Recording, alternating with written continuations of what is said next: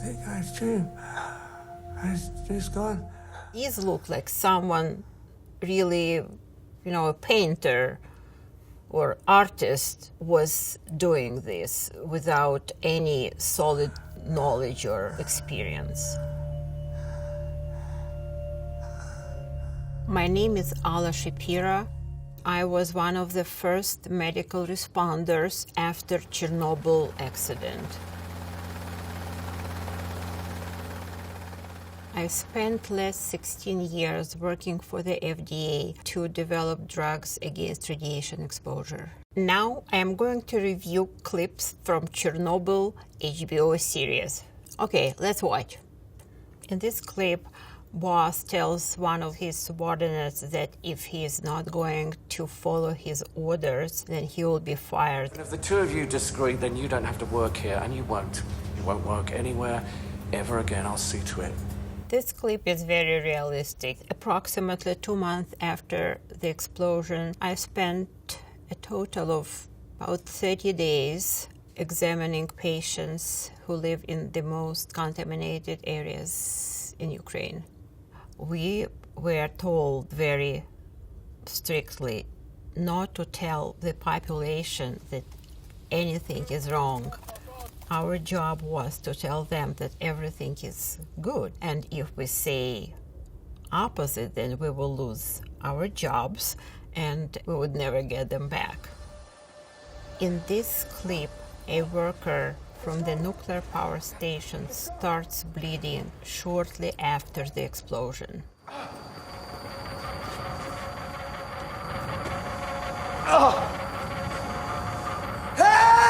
This scene is not realistic. Radiation will lead to bleeding if patient developed acute radiation syndrome with a bone marrow failure, but this would occur in the first weeks, never on the spot.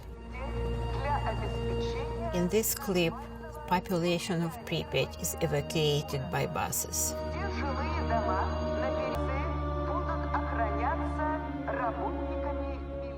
People were told that they are leaving only for 3 days, but they never came back. Not all the buses came on time. Children and adults were all outside their houses waiting for the buses. They were playing in the radioactive sand, and the showers of radioactive particles were falling on the ground. I've heard this story from one of the mothers whose child I treated 2 years after evacuation from leukemia. In this clip, Ulyana offers stable iodine to a secretary to protect her from thyroid cancer. Stable iodine will keep your thyroid from absorbing radioactive iodine. Take 1 a day for as long as they last. Potassium iodide will protect from thyroid cancer only if it's given in the right time. It's not clear how soon after the exposure Ulyana offered the secretary to take iodine. The maximum amount of time potassium iodide would be effective is about 12 to 18 hours after the exposure. The Soviet government started handling potassium iodide to children 10 days after the explosion, and at that point it was a totally useless effort. People went to the pharmacy where potassium iodine was over the counter, and not knowing the dose, they just fed their children with the pills. If the dose or regimen is exceeded the normal, it causes acute ulcers in the stomach. In Kiev, I was called to the emergency room where parents brought children bleeding from their stomach due to incorrect dose of potassium iodide. In this clip, the man is told to put on homemade armor. We make these from lead scrap. Put it on your balls. You ever go hunting? No. Well, Today's your lucky day. You, me, that ugly Armenian, and the tent, Garo, we do animal control. Animal control?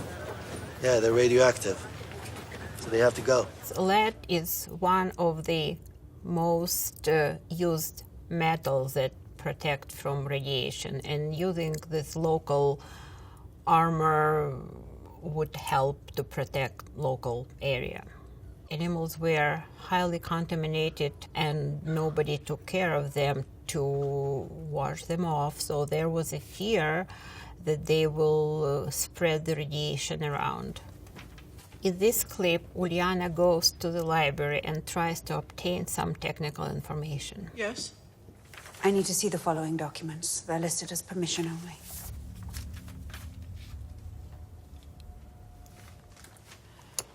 Comrade?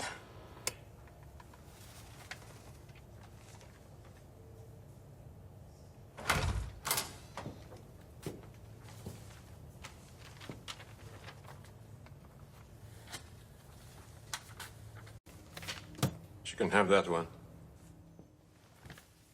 This is how Soviet government thought: less knowledge, more silence, and less panic. My boss asked me to collect information about radiation to make a presentation in front of medical personnel at the largest hospital in Kiev, just to give them the basic ideas about radiation and what to expect, how to treat patients. Nobody had any training in radiation, neither at the medical school nor during our careers. I entered the National Medical Library in Kiev and stared in disbelief on the empty shelves with no books.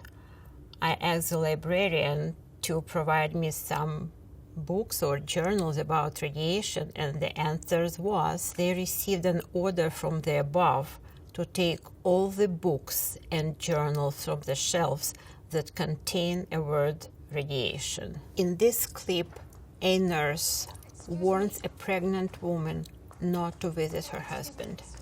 Who are you? What are you doing here? I have a pass. You can't be here, it's not safe. I am here to see my husband, Vasily Ignatenko. He's a firefighter from Chernobyl. I know who Ignatenko is, but you can't. I have permission. I've... You can see him for 30 minutes. Not a minute more. And you cannot touch him in any way. Do you understand? Room 15. You're not pregnant, are you? No. People with acute radiation sickness, they're not radioactive, they're not contagious to adults, to pregnant women, or to children. The firefighter did not wear his contaminated clothes and was showered.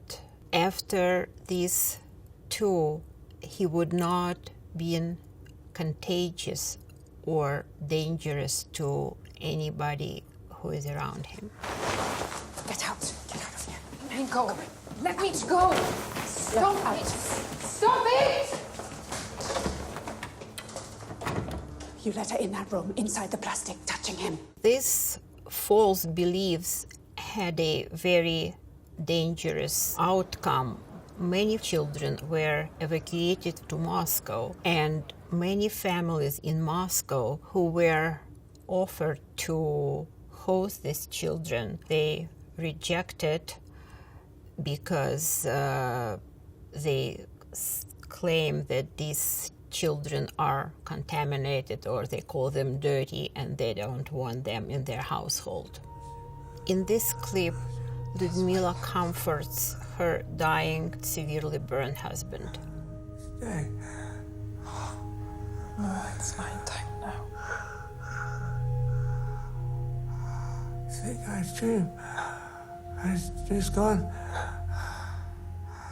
I don't think that this is a realistic to have all this degree of burns and coloring and intensity all over the body. I did not work as a burn clinic. However, my colleagues who did work in Moscow in hospital number 6 provided me with pictures of radiation burns, and I never seen anything like portrayed in this. These look like someone really, a painter or artist was doing this without any solid knowledge or experience.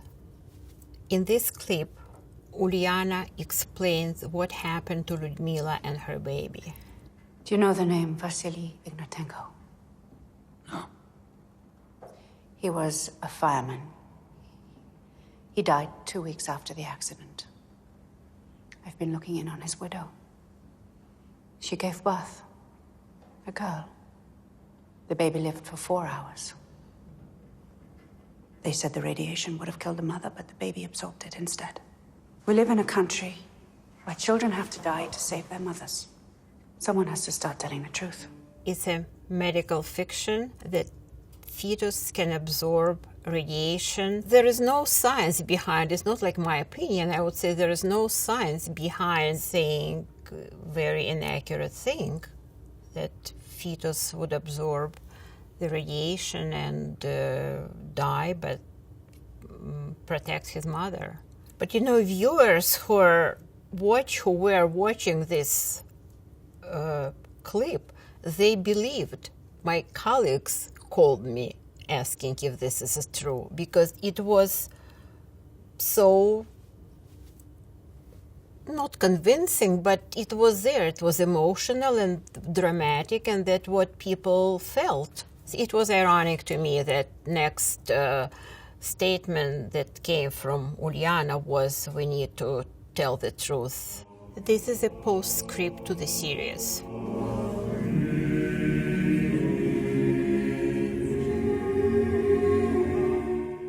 The number of 93,000 is largely inflated. It's difficult to make a direct comparison between rates of cancer before and after Chernobyl. The diagnosis is much better. People are undergoing screening, which was not a case before. So in order to have correct numbers, statistically significant, the large epidemiological studies needs to be done and properly assessed. Sometimes it's matter to get the medical facts correct. We cannot undo the past, but we can learn from the past. And if it's ever a nuclear accident, our response to people from contaminated areas should be based on science, not on fear.